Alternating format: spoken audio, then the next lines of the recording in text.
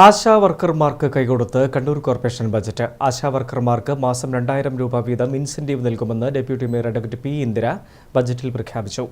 കണ്ണൂർ പഴയ bus stand പൊളിച്ച് multi purpose convention centre സ്ഥാപിക്കുന്നതിന് 40 കോടി രൂപയും ബജറ്റിൽ നീക്കിവച്ചു. സംസ്ഥാന വ്യാപകമായി ആശാവർക്കർമാർ നടത്തുന്ന സമരത്തിന് ഐക്യദാർഢ്യമായി കണ്ണൂർ കോർപ്പറേഷന്റെ ബജറ്റ്. കോർപ്പറേഷനിലെ ആശാവർക്കർമാർക്ക് മാസം 2000 രൂപ വീതം ഇൻസെന്റീവ് നൽകുമെന്ന് ബജറ്റ് പ്രഖ്യാപിക്കുന്നു. DPCയുടെ അനുമതി ലഭിച്ചാൽ തുക ഓൺ ഫണ്ടിൽ നൽകുമെന്നാണ് ബജറ്റ് അവതരിപ്പിച്ചുകൊണ്ട് deputy mayor advocate P. Indira വ്യക്തമാക്കിയത്. ആശകൾക്ക് ആകാശം, അതിലൊരു തിരുത്തുകൂടി എല്ലാവരും ഒന്ന് ശ്രദ്ധിക്കണം. സമൂഹത്തിന് വേണ്ടി കഠിനാധ്വാനം ചെയ്യുന്ന ആശാ വർക്കർമാർക്ക് തുച്ഛമായ ഓണറേറിയം ലഭിക്കുന്ന സാഹചര്യത്തിൽ മാസത്തിൽ 2000 രൂപ വീതം ഇൻസെന്റീവ് നൽകാൻ തീരുമാനിച്ചിരിക്കുന്നു. DPCയുടെ അംഗീകാരം ലഭിക്കുന്ന ഓൺ ഫണ്ടിൽ നിന്നും തുക അനുവദിക്കുന്നതായിരിക്കും. നിരവധി പുതിയ പദ്ധതികളും ബജറ്റിൽ പ്രഖ്യാപിച്ചിട്ടുണ്ട്. പള്ളിയാമൂലിൽ സ്പോർട്സ് കോംപ്ലക്സ് നിർമ്മിക്കാൻ 20 ലക്ഷം രൂപ അനുവദിച്ചു. നൈറ്റ് മാർക്കറ്റിന് 1 കോടി രൂപ. മരക്കാർകണ്ടിയിൽ വ്യാപാര സമുച്ചയത്തിന് 1 കോടി. പടന്നിയിൽ നിലവിലുള്ള മിനി ഇൻഡസ്ട്രിയൽ എസ്റ്റേറ്റ് വിപുലീകരിച്ച് കൂടുതൽ സൗകര്യമൊരുക്കുന്നതിന് 10 ലക്ഷം. നഗര സൗന്ദര്യവൽക്കരണത്തിന് 1 കോടി. പഴയ ബസ് സ്റ്റാൻഡ് പൊളിച്ചുമാറ്റി മൾട്ടി പർപ്പസ് കൺവെൻഷൻ സെന്റർ സ്ഥാപിക്കുന്നതിന് 40 കോടി രൂപയും ബജറ്റിൽ വകയിരുത്തിയിട്ടുണ്ട്.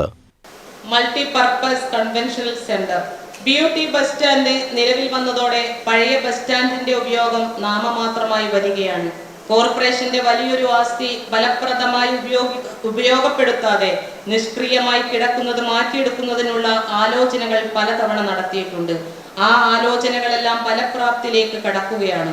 കേന്ദ്ര സർക്കാരിന്റെ UADF പദ്ധതിയിൽ ഉൾപ്പെടുത്തി വായ്പാ സഹായത്തോടെ പഴയ ബസ് സ്റ്റാൻഡ് പൊളിച്ചുമാറ്റി മൾട്ടി പർപ്പസ് കൺവെൻഷൻ സെന്റർ സ്ഥാപിക്കും. ഇതിനായി 40 കോടി രൂപ വകയിരുത്തുന്നു. താഴെ ചൊവ്വയിൽ ബൈപ്പാസ് നിർമ്മിക്കും. സർവേ ഉൾപ്പെടെയുള്ള പ്രാരംഭ പ്രവർത്തനങ്ങൾക്കായി 50 ലക്ഷം രൂപ. ഭിന്നശേഷിക്കാർക്കായി differently abled art and culture centre സ്ഥാപിക്കും. ഇതിനായി 10 ലക്ഷം രൂപയും വകയിരുത്തി. ഭിന്നശേഷിക്കാർക്ക് സഹായ വിതരണത്തിനായി 2.5 കോടി രൂപയും വകയിരുത്തിയിട്ടുണ്ട്. കണ്ണൂരിലെ പ്രധാന ടൂറിസ്റ്റ് കേന്ദ്രങ്ങളെ ബന്ധിപ്പിച്ചുകൊണ്ട് സ്ത്രീകളുടെ നിയന്ത്രണത്തിൽ ടൂറിസ്റ്റ് ബസ്സുകൾ സർവീസ് നടത്തുന്നതിന് വനിതകളെ ഹെവി ലൈസൻസ് പരിശീലിപ്പിക്കുന്നതിന് 6 ലക്ഷം. ഫയൽ ട്രാക്കിങ്ങിനായി കിയോസ്കുകൾ സ്ഥാപിക്കുന്നതിന് 5 ലക്ഷം. കടലോര ടൂറിസം പദ്ധതിക്ക് 2 കോടി. പയ്യാമ്പലത്ത് ആധുനിക രീതിയിലുള്ള വെഡ്ഡിംഗ് ഡെസ്റ്റിനേഷൻ സ്ഥാപിക്കുന്നതിന് 1 കോടി. യുവജനങ്ങൾക്ക് തൊഴിൽ നൈപുണ്യം വളർത്തുന്നതിന് 5 ലക്ഷം. പൈതൃക വീഥികൾ സ്ഥാപിക്കുന്നതിന് 3 കോടി. സമാജ്വാദി നഗർ നവീകരണത്തിന് 5 കോടി. വഴിയോര കച്ചവടക്കാർക്ക് വെൻഡിംഗ് സോൺ സ്ഥാപിക്കുന്നതിന് 10 ലക്ഷം. STP പ്ലാന്റിന്റെ നെറ്റ്വർക്കിലെ മാൻഹോൾ ക്ലീനിങ്ങിനും ഓടകൾ വൃത്തിയാക്കുന്നതിനും സക്കർ കം ജെറ്റർ വാഹനം വാങ്ങുന്നതിന് 1 കോടി. ഇങ്ങനെ വിവിധ മേഖലകൾക്ക് തുക നീക്കിവെച്ചുകൊണ്ടാണ് ബജറ്റ് അവതരിപ്പിച്ചത്. ബജറ്റ് അവതരണത്തിൽ മേയർ മുസ്ലിം മഠത്തിൽ അധ്യക്ഷത വഹിച്ചു. കണ്ണൂരിന്റെ മുഖച്ഛായ മാറ്റുന്ന ബജറ്റാണ് ഇതെന്ന് UDF അംഗങ്ങൾ പറഞ്ഞു. ജനങ്ങളുടെ കണ്ണിൽ പൊടിയിടുന്ന ബജറ്റാണ് അവതരിപ്പിച്ചിട്ടുള്ളതെന്ന് പ്രതിപക്ഷവും ആരോപിച്ചു. News bureau, Kannur.